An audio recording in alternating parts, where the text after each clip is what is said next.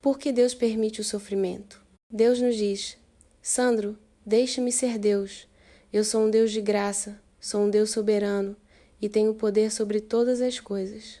Deixe-me ser assim. Apesar disso, você ainda quer me seguir?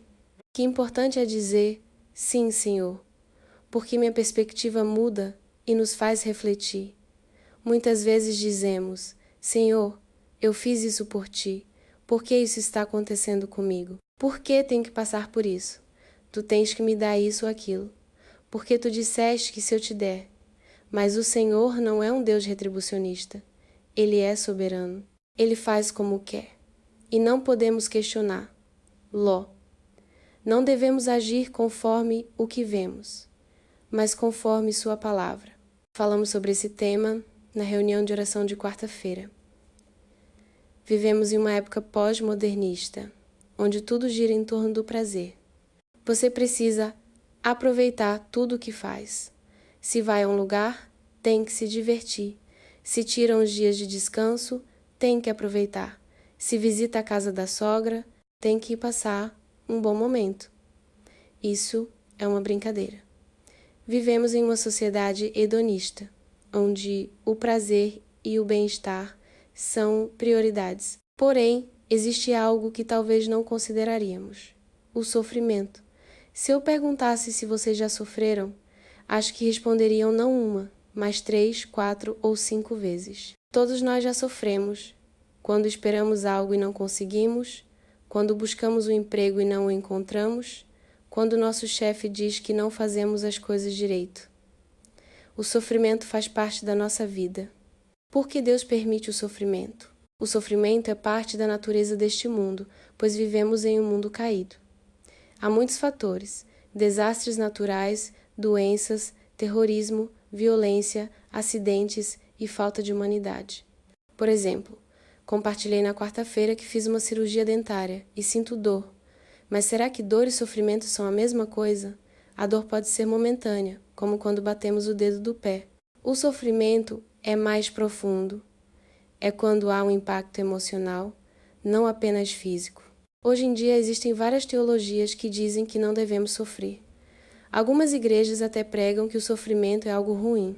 A teologia da prosperidade, por exemplo, ensina que se estivermos no caminho de Deus, tudo dará certo. E se algo der errado, é porque fizemos algo errado. Mas isso não é totalmente verdadeiro. O sofrimento é um tema complexo e profundo, que precisa ser analisado sob uma perspectiva bíblica. O sofrimento pode surgir de várias formas, como desastres naturais, terremotos, enchentes, secas, tempestades, tsunamis e pragas. Recentemente, irmãos do Brasil pediram orações por Porto Alegre, onde enchentes destruíram casas e causaram mortes. Outro exemplo são as doenças. Pensemos em um bebê prematuro que nasce com retinopatia e depois não pode enxergar. Algumas doenças aparecem de repente e a pessoa precisa tomar remédios para o resto da vida. Outros sofrem com enfermidades incuráveis, como o câncer. A vida muda completamente de um momento para o outro. Quando alguém sofre, geralmente enfrenta duas reações. Ou nega seu sofrimento dizendo, estou bem, quando na verdade não está, ou busca refúgio em algo como álcool, drogas, jogos de azar, pornografia ou prazeres momentâneos para aliviar a dor. O sofrimento e a justiça divina. Frequentemente nos deparamos com a ideia de que pessoas boas deveriam ter uma vida boa e pessoas más, uma vida ruim. Mas por que muitas vezes os maus prosperam e os bons sofrem? Algumas pessoas, apesar de não fazerem mal a ninguém, enfrentam grandes dificuldades.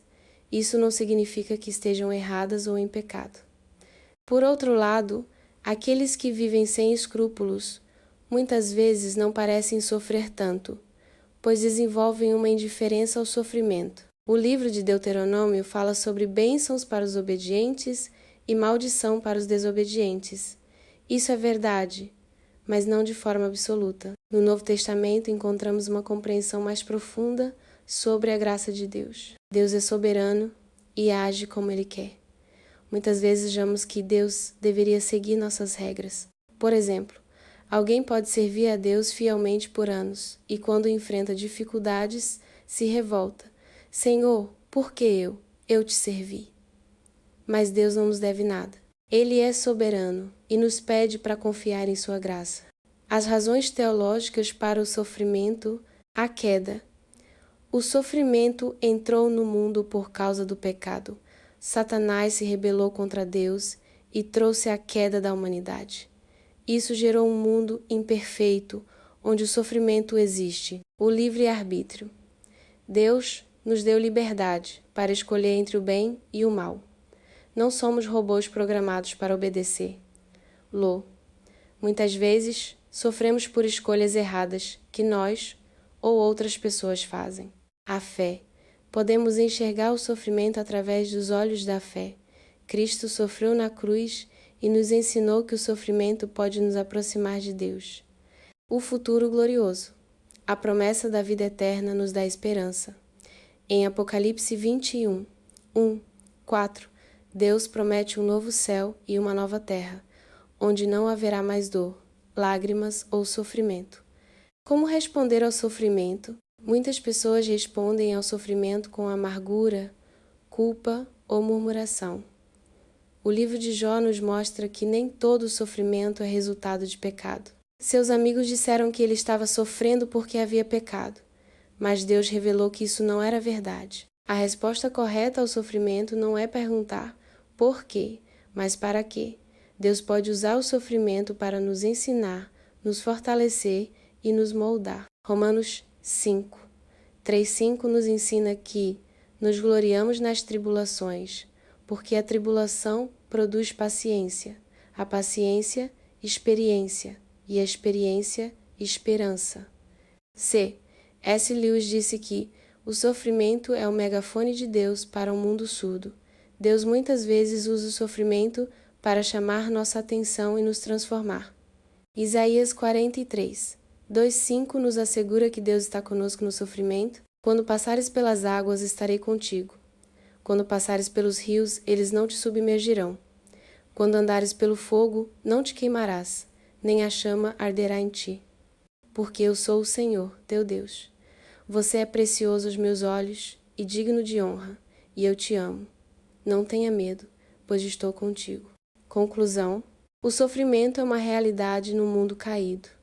Deus nos deu liberdade para escolher, e nossas escolhas, ou as dos outros, podem causar sofrimento, mas, pela fé, podemos ver além da dor, sabendo que Deus tem um plano maior. Um dia toda lágrima será enxugada, e não haverá mais dor. Enquanto esse dia não chega, Deus nos sustenta com sua graça e nos convida a confiar nele, mesmo quando não entendemos. Por ora, vemos apenas um reflexo obscuro, como em um espelho, mas então veremos face a face. Agora conheço em parte. Então, conhecerei plenamente, como sou plenamente conhecido. 1 Coríntios 13:12